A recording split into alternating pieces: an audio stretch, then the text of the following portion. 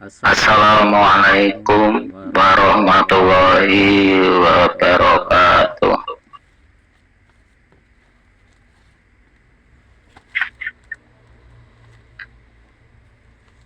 Teman-teman seluruh Nusantara, ada dua cara sukses yang luar biasa yang perlu dipahami. Satu, kesuksesan yaitu melibatkan kedua golongan. Satu, golongan orang yang mempunyai pemikiran muda atau jiwa muda, ya, atau pemikiran-pemikiran yang belum dewasa. Dua, orang-orang yang sudah dewasa atau orang-orang yang pemikirannya sudah dewasa. Jadi cara sukses yang luar biasa itu melibatkan dua golongan itu.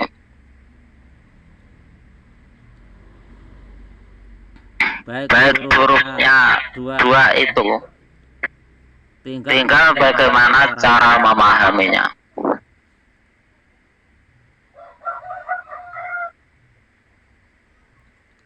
Orang yang pemikirannya masih muda biasanya kalau di lapangan mereka supaya cepat paham, itu saya jelaskan, orang yang pemikirannya masih muda itu ibaratnya pola pikirnya itu masih anak-anak, ya, atau masih balita. Tapi orang-orang yang pemikirannya sudah tua itu punya pikiran-pikiran yang sudah dewasa. Tapi permasalahan di lapangan itu gak berhasil diselesaikan permasalahannya, dikarenakan dikira orang itu kalau umurnya sudah tua itu pemikirannya sudah tua. Itu belum tentu. Orang yang masih muda, ya, belum tentu pemikirannya itu anak-anak, kadang-kadang sudah tua juga. Akhirnya bagaimana? Akhirnya supaya permasalahan cepat selesai, akhirnya mereka saya beritahu supaya memandang pakai logika pemikiran, jangan memandang logika dari umurnya. Begitu. Akhirnya mereka menyadari, akhirnya ya bisa rukun kompak, ya. Memang ini kalau nggak memahami itu bisa bertengkar itu kadang-kadang. Nah,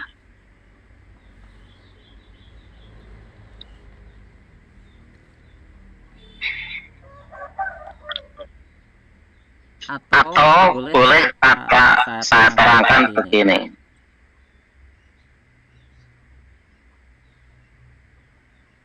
Jadi suatu gagasan atau tujuan itu tenaganya ya dari dua itu, satu generasi muda, dua generasi tua. Cuma bagaimana cara membaginya tugas? Cara membaginya tugas yaitu bisa kita bagi empat, ya. Bisa kita bagi empat. Satu, tugas kesemangatan. Ya. Berarti perjuangan itu harus semangat. Cuma semangat itu dipegang oleh siapa? Oleh orang yang muda.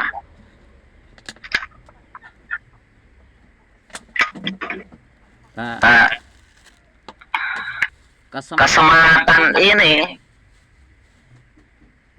dipegang oleh orang muda. Berarti orang yang pemikirannya masih belum dewasa.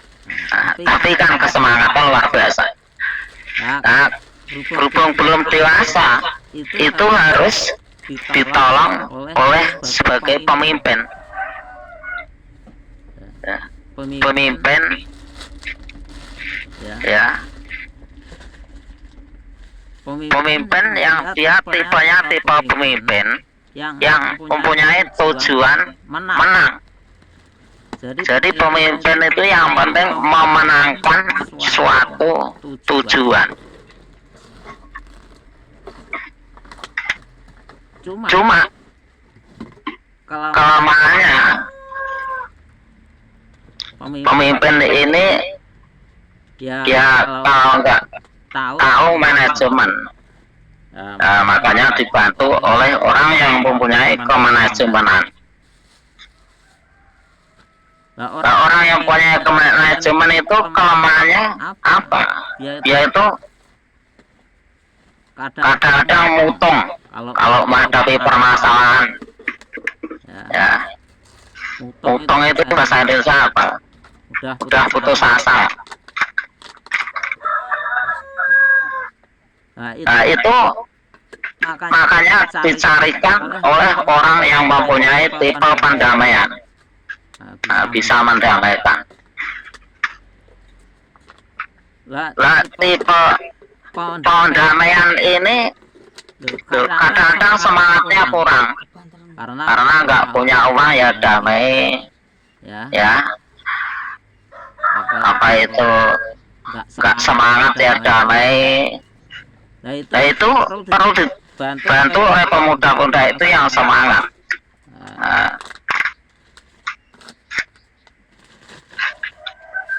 Nah, maka dari itu kadang-kadang antara pemimpin dan yang dipimpin itu kadang-kadang ada masalah. Nah, itu yang menangani orang yang punya tipe pendamaian itu tadi. Maka dari itu keberhasilan itu harus melibatkan kurang lebih, ya.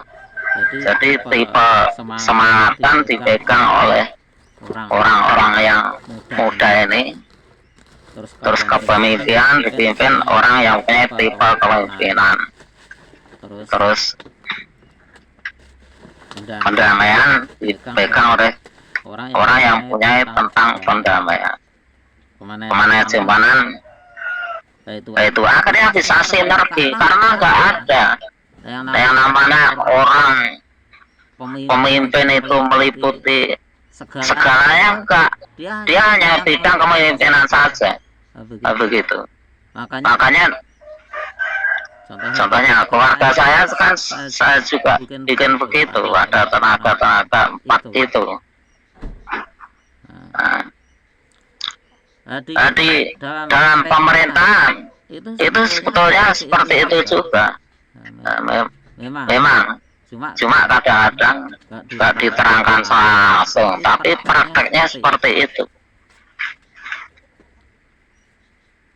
Nah, itulah dua cara yang sukses yang luar biasa. Nah, nanti ya cabang-cabangnya itu nanti saya beri video lebih lanjut. Terima kasih kawan-kawan. Ya.